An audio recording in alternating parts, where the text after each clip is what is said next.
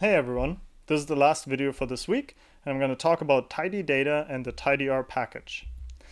So to start, we will look at two different representations of the same underlying data that is also discussed in the R for Data Science book.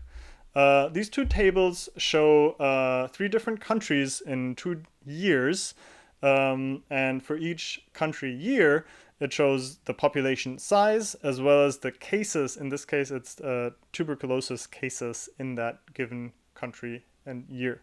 The first table is a 6x4 data frame where we have 2 rows for each country for 1999 and 2000, the year, and we have 2 variables, cases and population.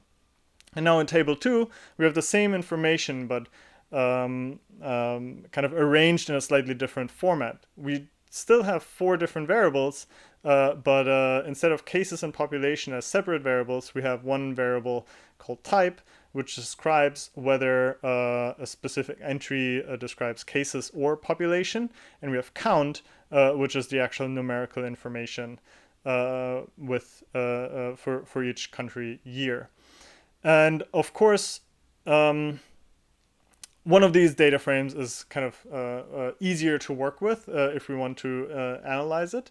And of course, ultimately, table 1, where we have different variables or different columns for each variable, is ultimately kind of the desired format that we want to have if we want to actually work with these data and analyze them.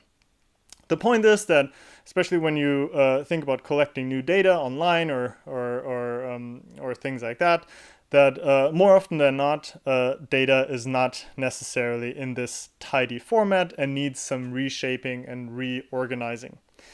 And so just to briefly summarize what makes data tidy, or what is tidy data.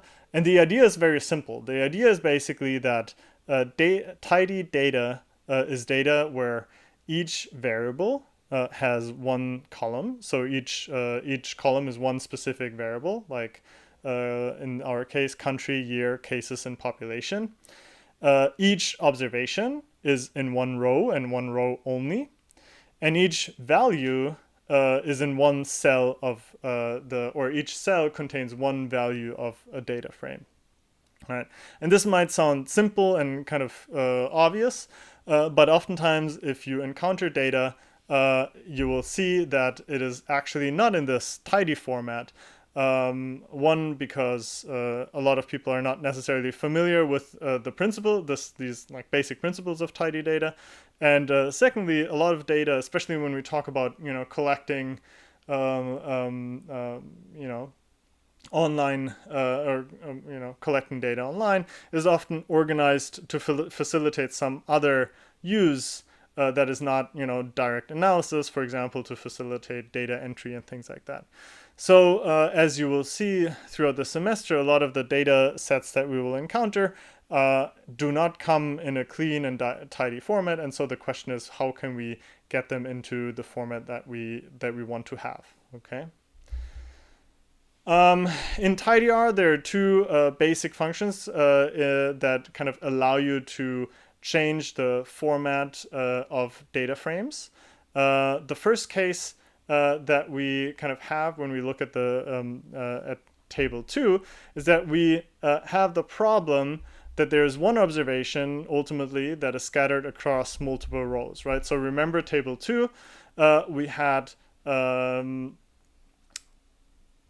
rows for each country, and specifically 2 rows for each country year, where one row described cases and the other row described population. And so that's kind of a violation of these tidy principles. And so how can we easily rearrange this data? The way to rearrange this data using tidyr is to use the pivot wide command, or pivot wider. And this is just a basic example of how this works. We start with table 2. Again, we're using the pipe here, and then use the pivot wider command, where we only include 2 separate arguments. One is names underscore from. Names underscore from specifies the variable that should be used, that contains the information that will be used as variable names in the wider data frame. Okay, so type here is the variable type in the original data frame that contains information about cases and population. And we want cases and population to be two separate variables in the new data frame. Okay, so we take the names from type and values from equivalently gives us the information of where the actual content or the actual information in the cells should be coming from. And this is count, of course. In both cases, count of cases or count of population. Okay, so running this command now produces a table or a tibble that looks exactly like a table 1 that I showed you earlier, where again we have a 6x4 data frame with country, years as an individual observation, and two variables, cases and population. Okay. Of course, in some cases, you might actually want to go the other way around. So you might want to pivot to a longer data frame because the problem might be that one observation is scattered across multiple columns. For example, if some of the column names are not actually names of variables, but values of a variable. So this is not directly applicable in this example, but you could think of a data frame where one common way where you encounter this is where each column is a year and each row is a country, for example. But ultimately, you want country year to be your unit of analysis and your observation. So you somehow have to kind of transform that into a longer data frame.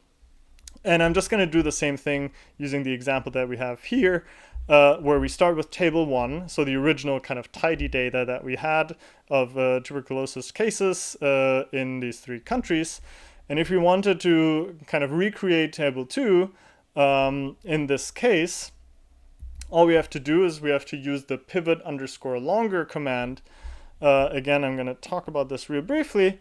There are 2 different arguments that are similar to the previous command. We have names underscore 2 and values underscore 2. So this basically just specifies that the new variable that contains kind of the previous column names will be called type, and the new variable that contains the cell entries will be called count.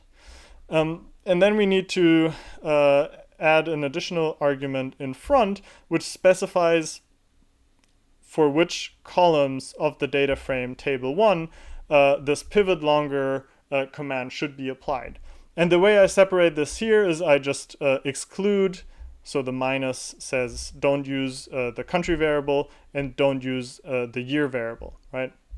So you can think of this as selecting or dropping country and year in the original table 1 data frame.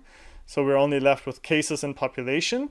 And then we tell the pivot longer command to put the previous column names into a type variable and put all the cell entries into a variable we call count.